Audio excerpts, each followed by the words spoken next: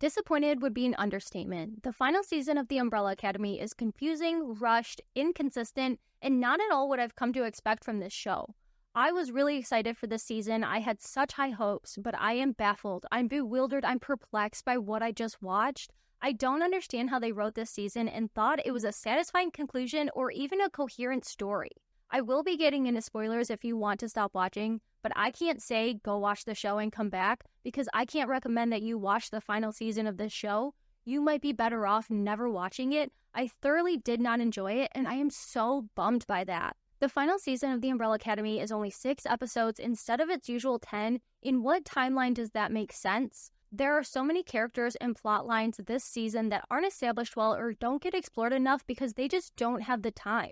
I know endings are hard, and with time travel, I expected a few plot holes, but this story makes no sense. It doesn't have time to make sense. The story rushes through so much in just 6 episodes. It throws in new information that ties back to the beginning without explaining it, and then ruins characters and their relationships before they cease to exist, leaving us with an ending that doesn't make any sense and directly contradicts the Kugelblitz storyline of Season 3. So let's recap the season and then go through everything wrong with it. The siblings went their different ways at the end of Season 3, and now 6 years later, but I think actually 5 years and 8 months later, they all end up together for the first time at little Grace's birthday party, except Victor, who gets abducted by Cy Grossman, played by David Cross.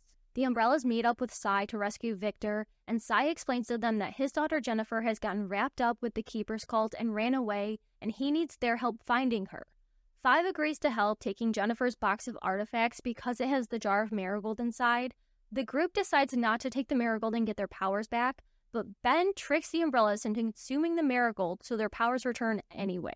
They find a map that leads to New Grumpson, Maine, where they hope to find Jennifer. Sparrow Ben is still an asshole, so he storms off into town alone and obviously finds Jennifer, not realizing it's her at first. The rest of the Umbrellas head into town and end up getting attacked by literally everybody. Ben escapes with Jennifer, and the Umbrellas fight their way out of town. They all make it back to the van, and as they're driving away, Jean and Jean of the Keepers crash into them and abduct Jennifer. The Keepers believe the current timeline is not real, and they have memories of another correct timeline that the world can be returned to if Jennifer initiates something called the Cleanse. Klaus was the only one who didn't get his powers back, but he gets shot, and when he nearly dies, Allison revives him with the marigold, knowing that's not what he wants.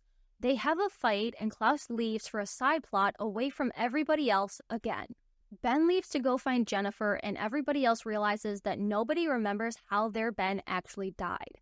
They realize Season 1 Reginald erased their memories of Ben's death, so Season 4 Reginald uses the same machine to bring the memories back, and the Umbrellas learn that the Jennifer incident was a mission where they were supposed to blow up a container with a weapon inside, but Ben heard knocking and rescued Jennifer, causing Reginald to shoot both of them to prevent their Marigold and Durango from combining and ending the world. Did you get all that?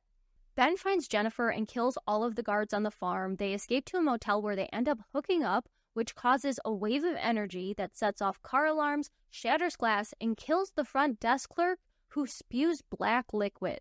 After learning the truth, the siblings stand up to Reginald, who's ready to go hunt Ben and Jennifer. He just likes shooting them, I guess. Victor stops him and demands the chance to try and save Ben, so they head to the farm where Bennifer was and find all of the dead guards. Five and Lila think they can stop what's happening by blinking into the subway, taking it to Five's original apocalypse timeline, and jumping back in time to the Jennifer incident to stop Ben from going on the mission. But when they jump back, they find the Phoenix Academy. They make it back to the subway but get lost for over 6 years and then spend at least 6 months living in a different timeline until they find their way home back with the cipher that Five found in the subway. Allison and Claire have a side plot rescuing Klaus. Diego and Luther have a CIA side quest that doesn't really contribute anything other than eventually leading the siblings to catch up with Victor, which they should have done anyway. Ben and Jennifer are being taken over by the virus of the two elements combining, so they stop running to rest in an empty building. When Jean and Jean locate them, they put out a call for reinforcements, and a mob of people take to the streets and arm themselves to prevent anyone from entering the building and interfering with the cleanse. Cy Grossman is actually Abigail, wearing the real Cy Grossman's skin, and she kills Jean and then wears his skin to kill the other Jean. Victor gets around the mob by pretending to be one of them and entering the building through an alleyway. His original plan was to remove the marigold from Ben. His new plan is to remove the Durango from Ben, which doesn't make sense, but it doesn't work anyway, and Reginald orders for his man to shoot Ben. The bullet is headed at Victor, but Ben pushes him out of the way and falls back. Jennifer catches Ben in her arms, and they merge into the Benifer monster that will end the world. The Umbrellas fight the monster, but it only grows every time they throw something at it, so they escape back to the rundown academy. Five blinks to the subway and finds a deli with other versions of himself, learning that their existence fractured the timeline and different versions of himself have been trying to stop different apocalypses across all the timelines, 145,412 in total. R5 believes they need to restore the original timeline, the one where they didn't exist, and to do that, they need to let the marigold in their bodies merge with the Benifer monster to rid the timeline of all marigold. Diego tells Lila to blink her family, their kids, and Claire into the subway so they can escape to another timeline. Five explains that sacrificing themselves won't work if Lila leaves, and he follows after her. She loads her family into the train but steps off at the last second, and they return to the others, power up, and wait for the Benifer monster to absorb them. As it does, the Umbrellas cease to exist, the infinite timelines disappear, leaving only one timeline that features Lila's family, her kids, Claire, Hazel and Agnes, Herb and Dot, the Handler, the three Swedes, and Grace living normal lives, having never known the Umbrellas. The show declared that on the 8th day of August 2024, nothing out of the ordinary occurred. You might say it was just a normal day. It's like the show knew the season was so bad, they tried to help gaslight us into forgetting it even released. There was no horrendous Season 4 released on August 8th. It was just a normal day. So the moral of this story about a dysfunctional family that has suffered various abuses and torments and traumas is that there is just something incorrect and wrong inside of them that they can never fix, no matter how hard they try, and the solution is to remove themselves from the narrative so the world can be a better place without them. Now, I don't think there's going to be a 13 Reasons effect happening here, but when your audience connects to your characters because they're damaged and broken and have endured trauma, maybe kill yourself so the world is a better place isn't the message you want to send. Maybe that's not the ending you think it is. And if you are absolutely dead set on ending it that way, you have to give your characters a good final season, and they didn't get that at all. If your story ends with your characters choosing to erase themselves from existing, then they need to spend the final season with productive, constructive, fulfilling storylines. They have to figure their shit out, they have to grow and change into the best versions of themselves, and they have to resolve their conflicts with each other so they can be at peace with their choice and we can let them go having seen them reach their full potential. But this season does the exact opposite. The season continues to torture the characters, sometimes in very repetitive ways, until they eventually don't exist at all. As a whole, this show is 4 seasons of watching the Umbrellas suffer and fight and go through hell before erasing themselves from existence. A story rendering itself pointless wouldn't be the worst thing if it was at least fun to watch, but this season is not fun to watch. It's confusing and hard to follow, and because the storylines miss the mark so much, and because the characters are acting in ways they would not act, it's a disappointing, exhausting, and frustrating watching experience. There might have been a handful of times when I smirked, but the humor in this season was basically non-existent. This season's attempts at humor include frequent fat jokes about Diego, who's not fat, Luther walking around in a thong exposing his gorilla butt, and 3 different puke scenes. There was no humor, and there is no timeline. The first 3 seasons, I was able to map out all of the events on a timeline that made sense, and I was so impressed by that. The daytime-nighttime lighting made sense. The dialogue about what day it was, what date it was, how many days it's been, how many days are left, all of that worked out. This season should start in April of 2019, since that's the time that Reginald rewrote the timeline. So the siblings should exit the elevator to 2019 and go their separate ways. When they exit the elevator, Lila should be about 3 months pregnant. So 6 months later is October of 2019, which should be when Grace is born. But years later, Grace's birthday happens right before the holidays. So the siblings split up in April 2019. 6 years later puts us in April of 2025. Clearly not April 2025. But the siblings are gathering for Grace's birthday, which I expected to be in October. But right after her birthday is Christmas time, so we have to be in 2024. So it already doesn't make sense before anything even happens. But then you go further into the season, and Allison says Klaus has been living with her for 5 years. She hasn't talked to Reginald in 5 years, meaning it's been 5 years since Hotel Oblivion. So we will call it December 2024. That's 5 years and 8 months. Why not just call it 5.5 years? Set it in October 2024 and make it make sense with Grace's birthday and her birthday party, which is what brings the siblings together after the time jump. The time jump, which was not good for anybody because everybody is just kind of the worst version of themselves in this season. Having just rewatched the show to make my timeline video, I'm familiar with the characters, who they are, how they act and interact with each other, and I'm not sure if a single character this season feels in line with the characters that we've been watching for the last 3 seasons. First of all, last season ended with Allison reuniting with Claire and Ray and seemingly still having her powers. They entirely dropped that. Allison doesn't have her powers and Ray is gone. He left Allison, the woman he was so dedicated to in season 2. He walked down on her and we aren't given any explanation why. It's just a comment that Klaus makes when he's lashing out at Allison. So Allison is living with her daughter Claire and Klaus is living in their basement. There has been no reconciling with any of the siblings that Allison betrayed in season 3, and there is never any acknowledgement or apology from Allison to Luther about the way she rumored him. Allison's only acting work that she can get is laundry commercials, and throughout the season, all she does is rescue Klaus once, which we're told she has always had to do. But one interaction in season 4 is not enough to convince me that she has always been the one to take care of Klaus. Not after Klaus and Diego's dynamic in season 1, and then Allison happily drinking with the relapsing Klaus in season 2. But she's the one that's always trying to get him sober. Speaking of Klaus, hasn't he been through enough?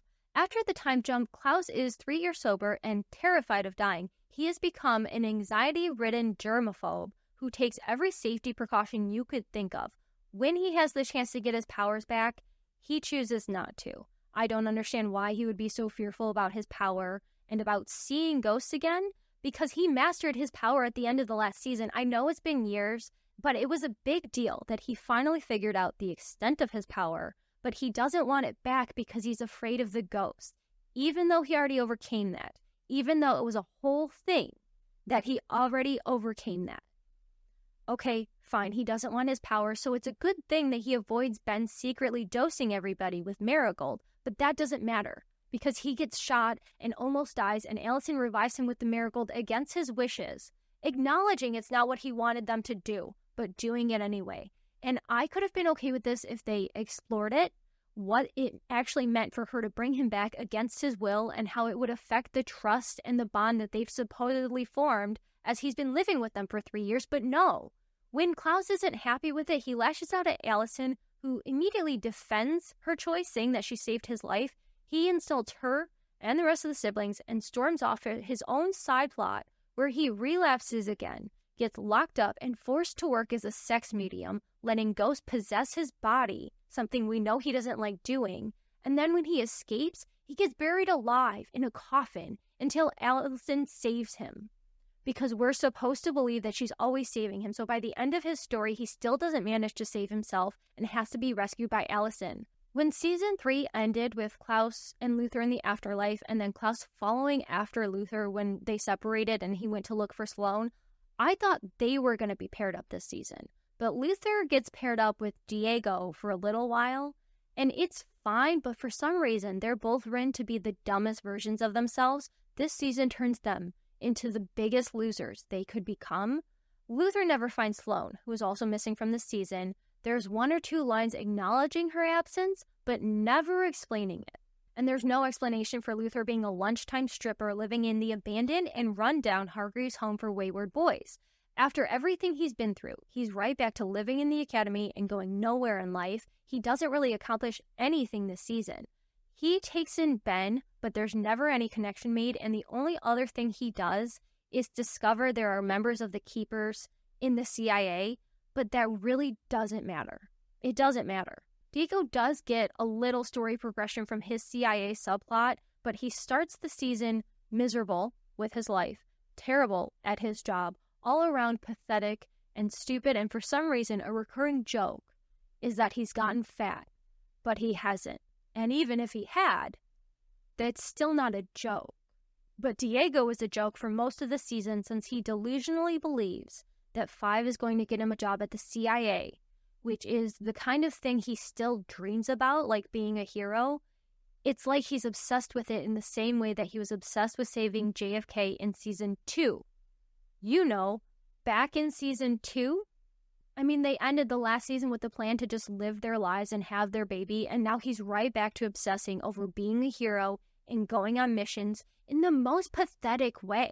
Season 1 Diego was kind of a loser, don't get me wrong. Luther was too. Neither of them were the coolest or the smartest in season 1, but season 4 Diego and Luther are truly the dumbest, lamest versions of themselves, and it's crazy after having 4 seasons to grow and change, and they don't get better by the end of the season before they cease to exist. The only tiny redeeming thing about Diego's story is that after spending the season hating his life and dreaming about joining the CIA, he talks to a guy who says he wishes he had chosen his family instead of his job. And Diego hears that and realizes he appreciates and misses Lila, and he heads home ready to reconcile with her.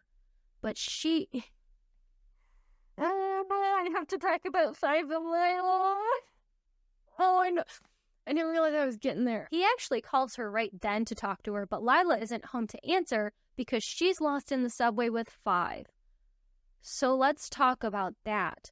Lila went from trained assassin to stay-at-home mom. In a timeline where her family is alive and seemingly living with her, I don't know why she doesn't have a job.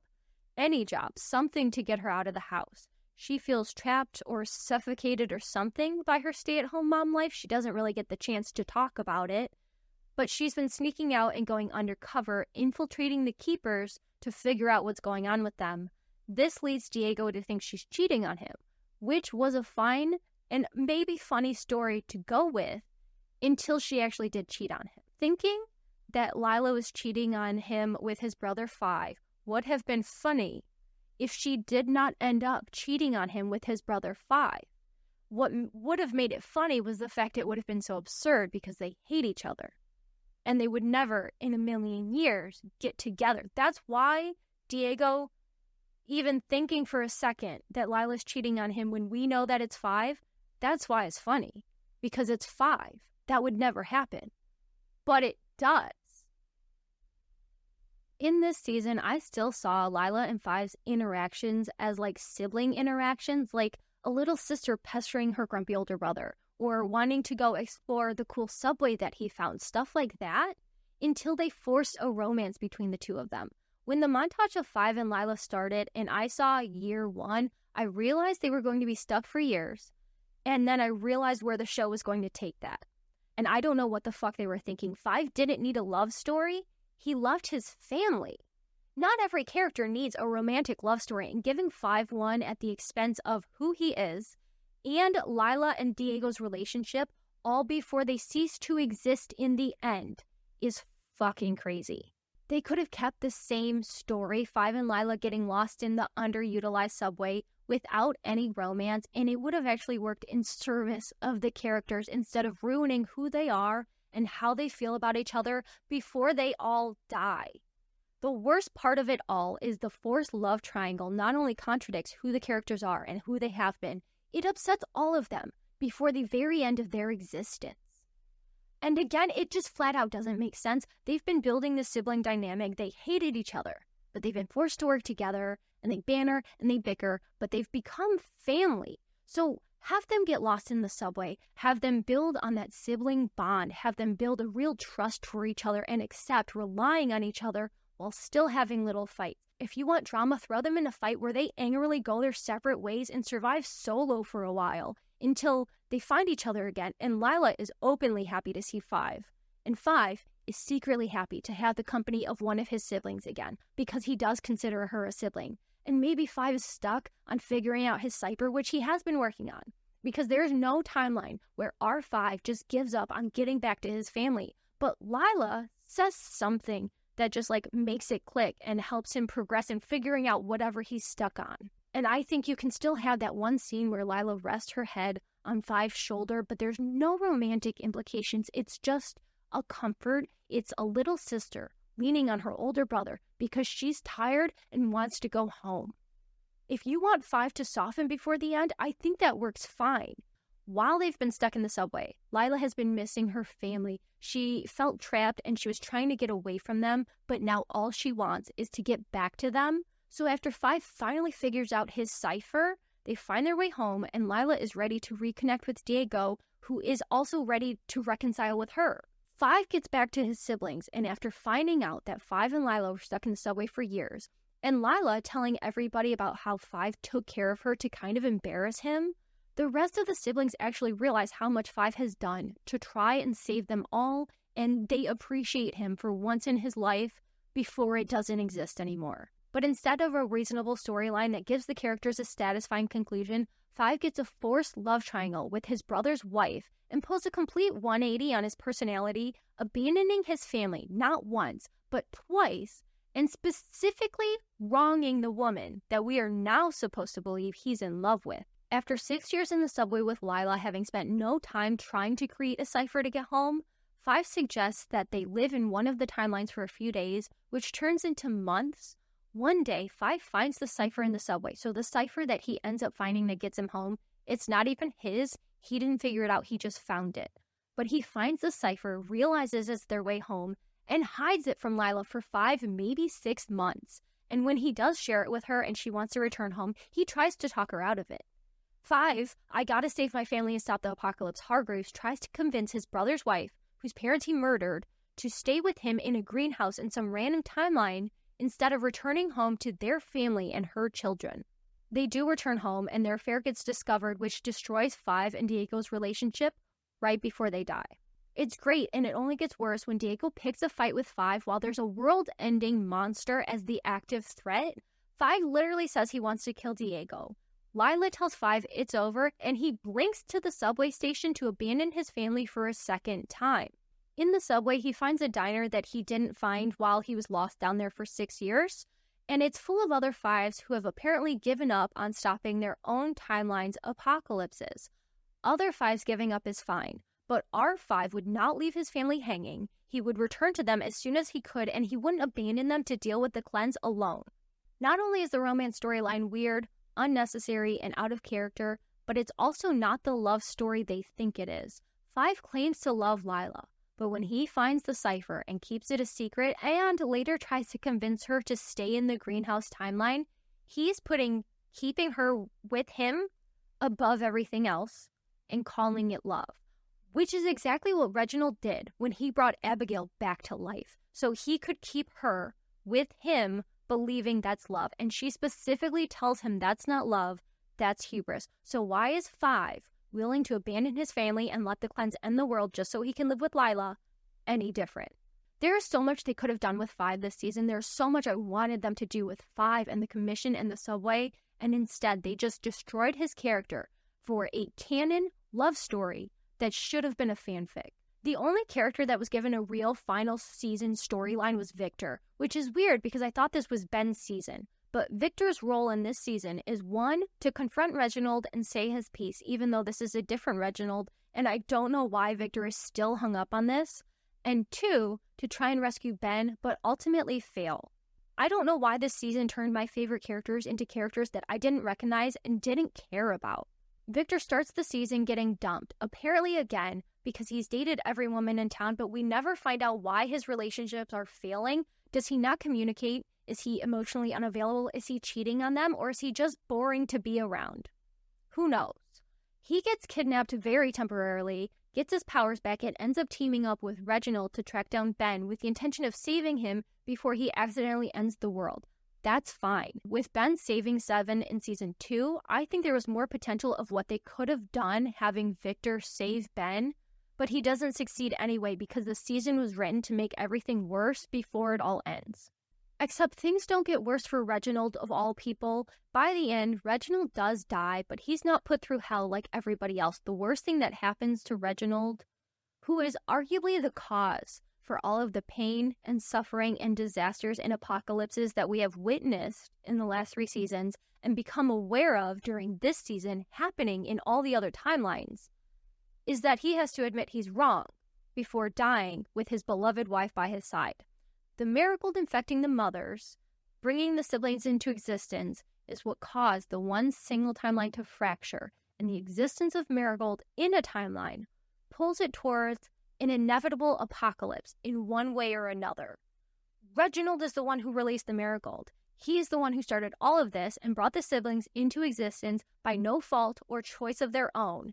And by the end, they're the ones who have to make the ultimate sacrifice to fix this random alien's timeline-destroying mistake.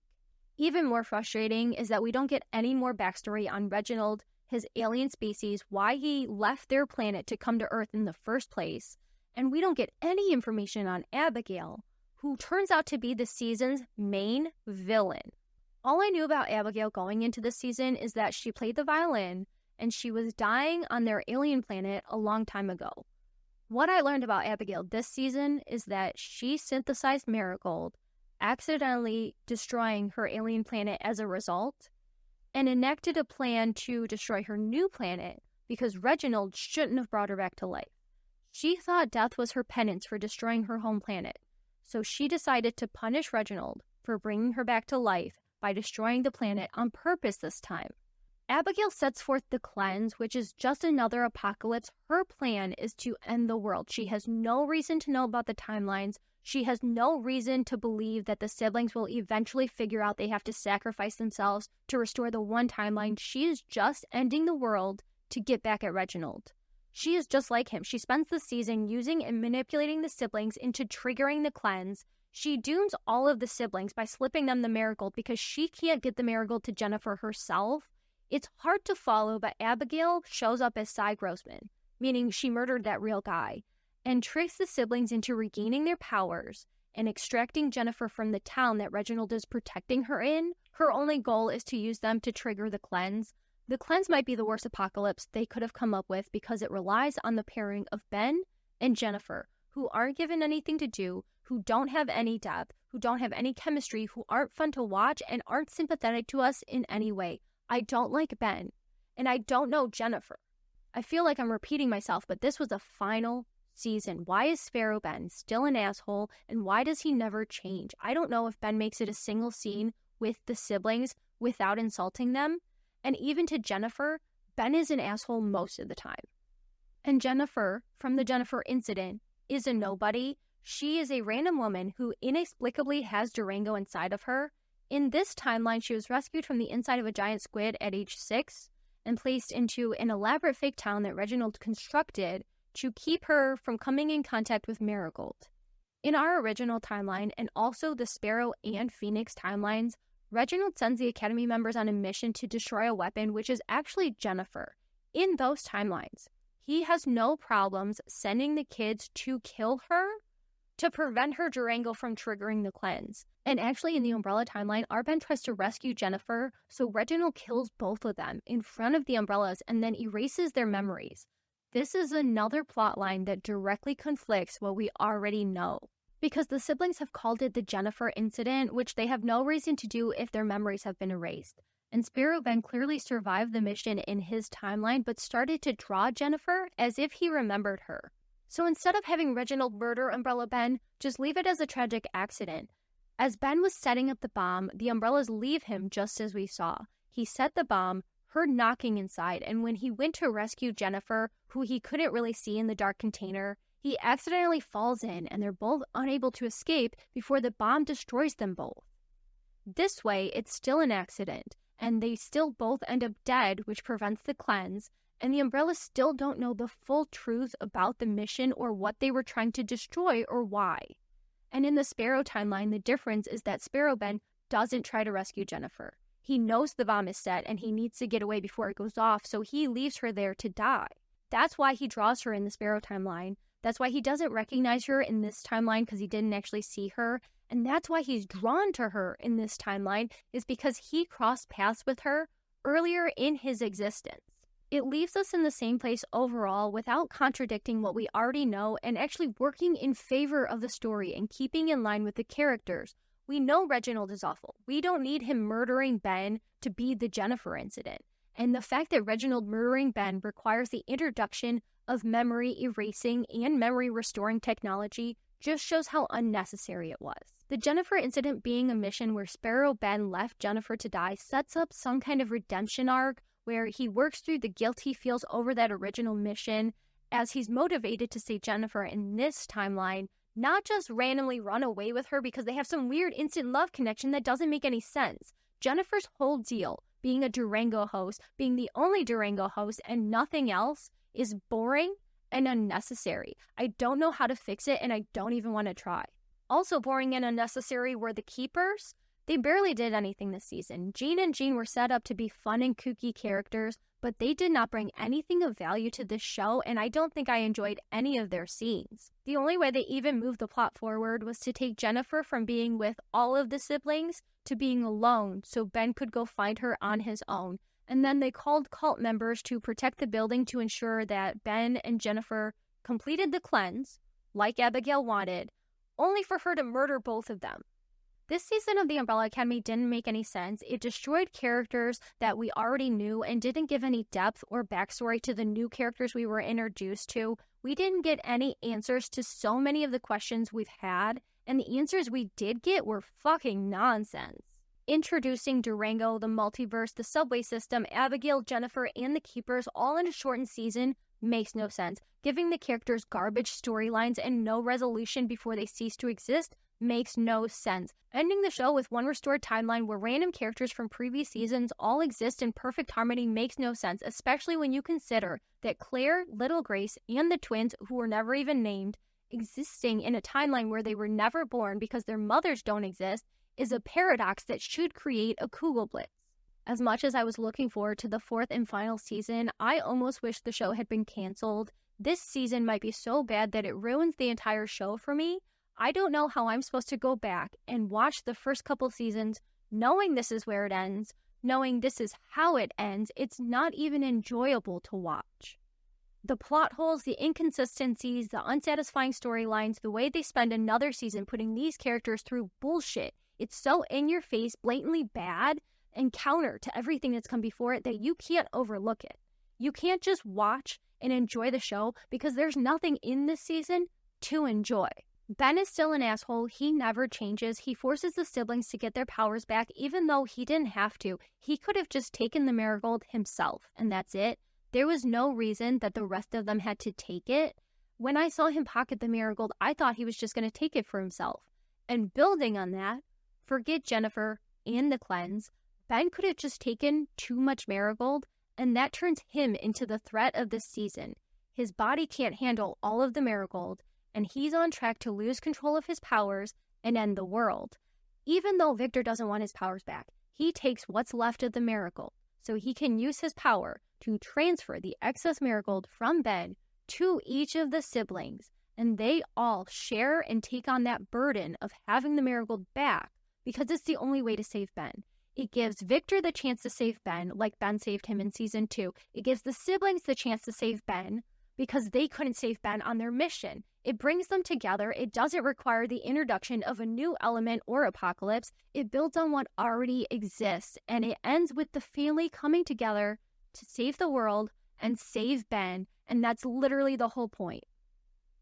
But no, Ben spikes everybody's shot with a glowing substance that nobody notices, forcing them to get their powers back. Luther gets his powers back and also his ape body. It was a whole big deal that he had his regular body back at the end of last season, but when he gets his powers from the marigold, he also gets his entirely unrelated Pogo Serum ape body back. I ask this genuinely, have the writers of this season seen this show? I understand some powers came back different. Increased durability is fine, but Luther specifically has his gorilla body, which never had anything to do with marigold. I think Diego has his regular powers. He redirects a hail of bullets one time. Lila now has laser eyes, which she accidentally uses twice. Allison can rumor a man without saying a word. She never does that a second time. She also can lift a guy with her mind like Seven does in season 1. Again, She never does it a second time. Klaus doesn't get his powers back at first, but when he does, he can float and fly, and he does them both one time each. Seven's new powers are red now, and maybe he blasts his powers as like a solid beam one time. Are you noticing a pattern? Because I did. Everybody gets to use their new power one time as a treat. You get to use your new power once before you die forever. Ben's new tentacles come out of his back, maybe just for ease, like how they decided to call the light particles marigold. You know, the name that Harlan just made up for it. It turns out that's actually what the alien who synthesized it called it. What a crazy coincidence. I don't care. It's silly. Call it marigold. I don't care. There are 3 fun things that I will give the final season credit for. 1, while rewatching, I noticed that Abigail makes a comment to Reginald about how whatever chain of events has been set in motion is ultimately his handiwork. Knowing what she's doing, that is funny. Or when they cut to Abigail while Luther is telling Reginald about Cy Grossman, rewatching and knowing what she's doing behind the scenes, I can appreciate stuff like that. But when the season as a whole is so bad that you don't want to rewatch it, that stuff doesn't count for anything on a first watch. 2, the scene of Abigail as Jean, where she's airing out her frustrations at Reginald while he, Victor, and other Jean are just looking on, baffled. That is a funny scene. It might be the only scene I enjoyed in this entire season. I don't have a third one. I don't remember a third one, come back later. I guess the third one could be that I vaguely liked the concept of the subway, but I expected so much more from it, and I wanted to know so much more about the commission. But instead, they turned Five's powers into whatever they wanted in the moment. When he first gets his powers back, he can only blink into the subway. He can't blink through space anymore. But when Lila wants him to blink them back to 2006, he does. He does it no problem, and then we have to assume that he eventually blinks them back to the present day. Because while they were gone for 7 years, even if time progressed, that whole time while they were navigating the subway, while they were exploring other timelines and living in the greenhouse, they'd still be stuck a decade in the past when they return to their timeline. But when they return home, Five tells Lila it's only been a few hours for her family. So I guess he can time travel however he wants. We don't get to see it, and we don't get to have any fun with it.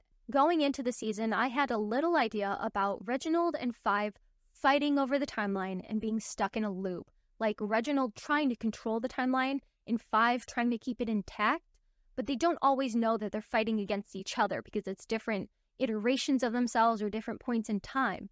The subway poster made it look like the subway traveled between points in the same timeline.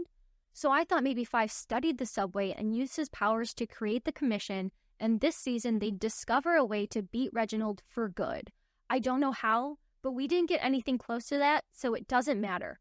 Nothing matters. They don't exist anymore.